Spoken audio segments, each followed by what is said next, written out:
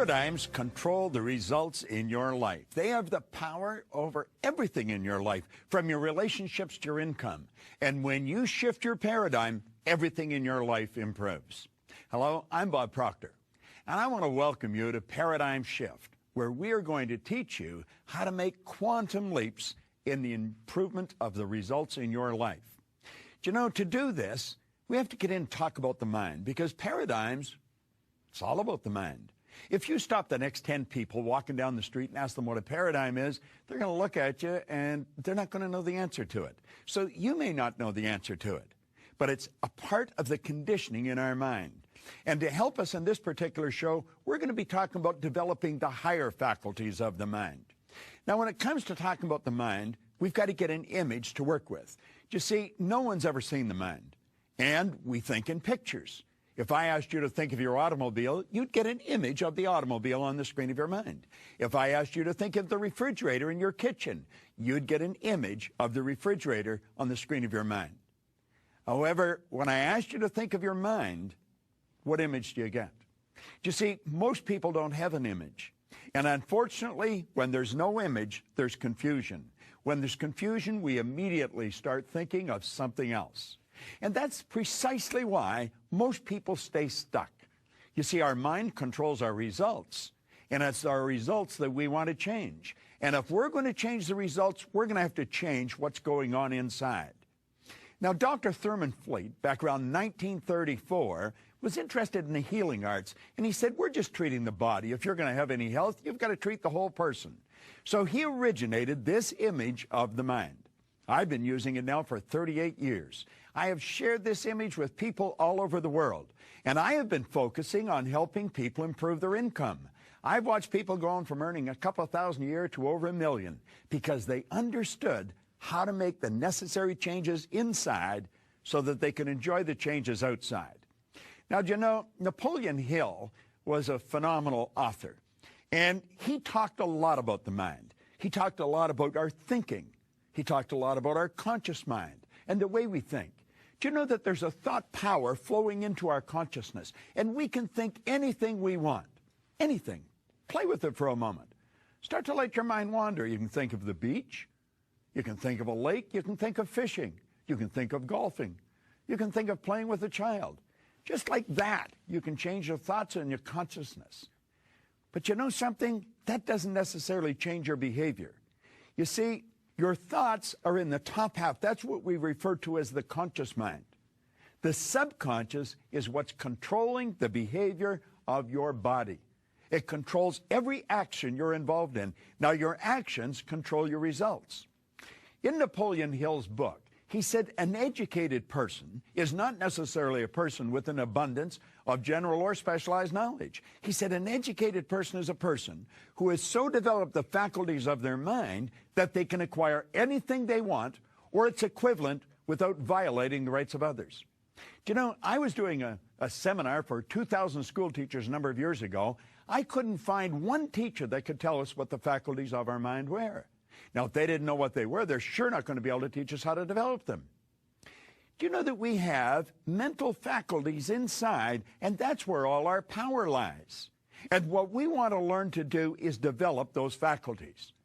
Now, let's come back to this little drawing. And we take a look at it, and I want you to take a look now at these little antennae that are sticking up from the part where the feelings are resident. Why do we feel the way we feel? We feel the way we feel because of the vibration we're in. See, feelings are a word that we invented to describe our conscious awareness of the vibration we're in. Now, we have sensory factors. We can see, hear, smell, taste, and touch. And do you know that you and I are conditioned to live through those sensory factors? We look at our bank account, and that tells us where we're at financially. We take a look at x-rays or listen to the doctor, and that tells us where we are physically insofar as our health is concerned. But does it really? Why do we do that? Well, we do it because we've been conditioned to do it. As a little child, we were told to listen to what I'm telling you. Well, you look at this. And then we went to school, and what did they do?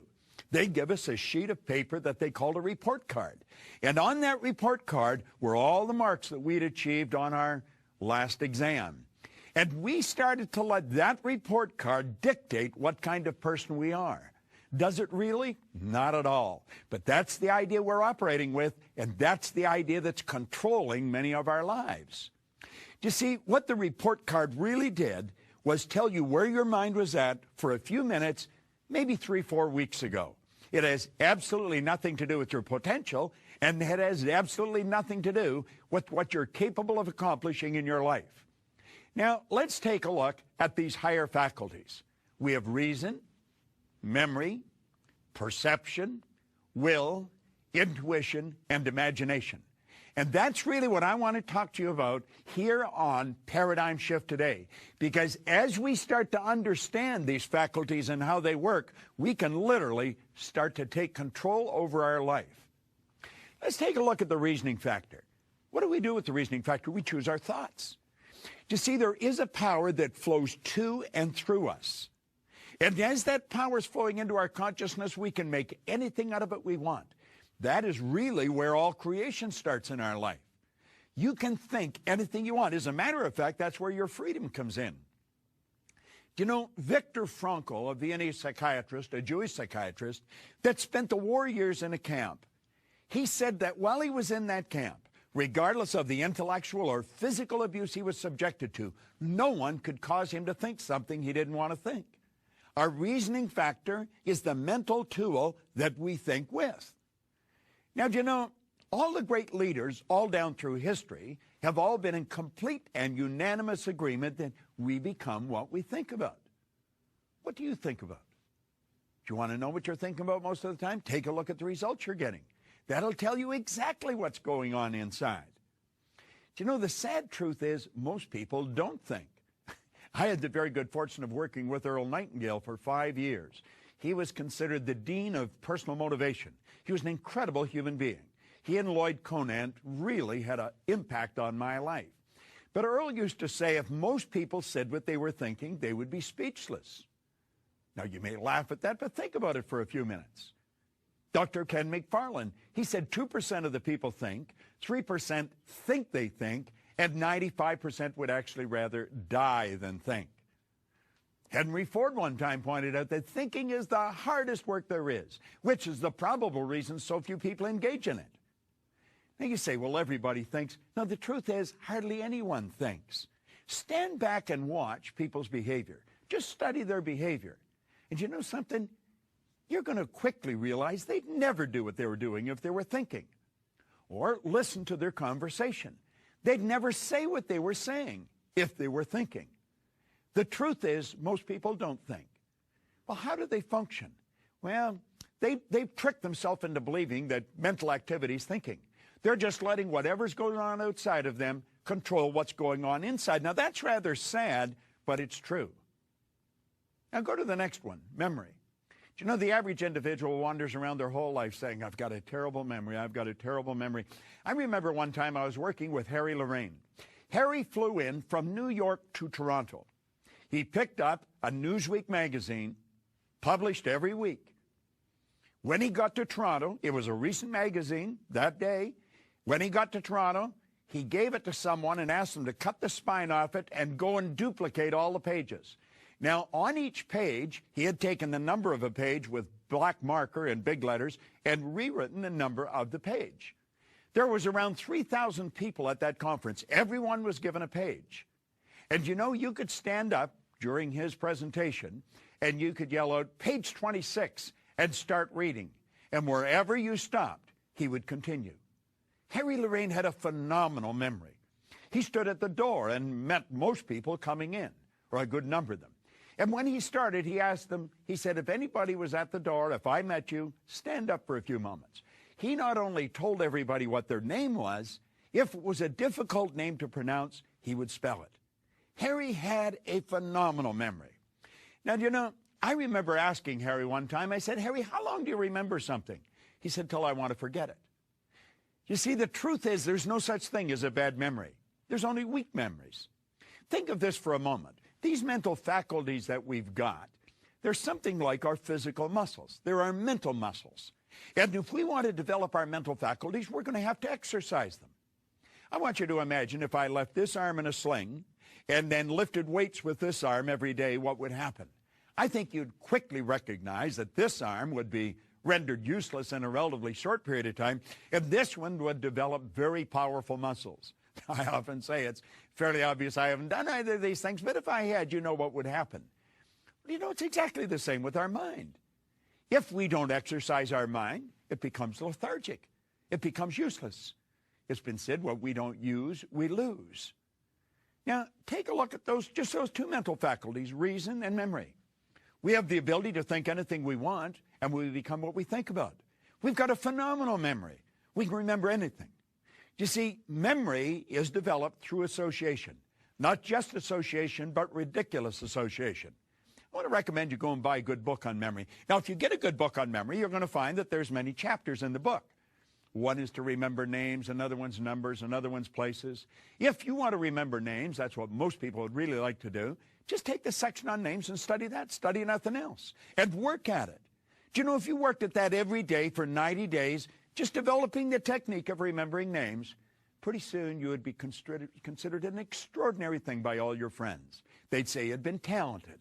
They'd say you've been born with a photographic memory. The truth is you haven't. Not any more than I have or anybody else. So as you work at this, everything in your life is going to change.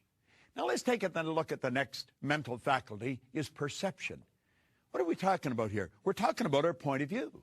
We're talking about how we look at a situation. You'll often see two people in total opposition, and they both think they're right. The truth is they both are right. You know, I have a book that I hold up in a seminar. It's Think and Grow Rich by Napoleon Hill. I've been carrying this book with me since 1963. And on the one side, it's a black leather cover on the book. On the one side, it says Think and Grow Rich in gold stamping. Gold's almost worn off now, but it is there. On the other side, there's nothing. Now, I will frequently stand in front of a person and hold that book up. They're staring at it. All they can see is what's on the cover of the book. And then I look at the person and I say, I'm going to tell you there's nothing printed on the cover of that book. Am I right or wrong? And they'll immediately say I'm wrong. Now, I said, if I insist that there's nothing on the cover of the book, what have I done? I have drawn your conscious attention to what is printed on the cover of the book. You see, I am causing you to focus on what is in front of you. I'm not causing you to look at it from my point of view. I'm causing you to look at it from your point of view. And they'll insist that I'm wrong. And then I turn the book around. Well, they don't want to let go of the fact I'm wrong, but I said there's nothing on the book. And there's nothing on the book where I was looking at. What was I doing? I was looking at the opposite side of the same thing. We're both looking at the book. Now, I point out there's two sides to the book. And since that person's facing me or I'm facing them, what I consider the right side of the book, they'll consider the left side.